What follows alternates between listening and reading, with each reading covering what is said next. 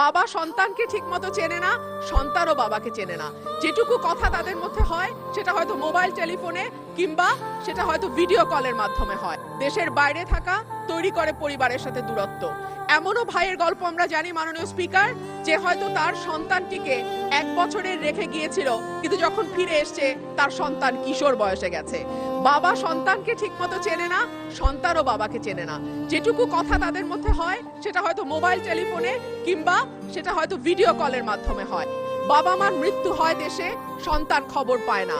অনেক সময় আমরা জানি আমাদের প্রবাসী ভাইরা যে টাকা পাঠান সেটা দিয়ে সম্পদ তৈরি করেন পরিবার, কিন্তু সেই সম্পদে অনেক সময় সেই ভাইটির নাম থাকে না, দেখা যায় অন্যান্য ভাই বা যারা দেশে থাকে তাদের নামেই সম্পদ তৈরি হয়। অর্থাৎ নানান ভাবে নানান রকম সমস্যার মধ্যে দিয়ে আমাদের প্রবাসী ভাইরা দেশের বাইরে কাজ করেন, কিন্তু তাদের এই শ্রম এবং ঘামেই বাংলাদেশের অর্থনীতি টিকে আছে।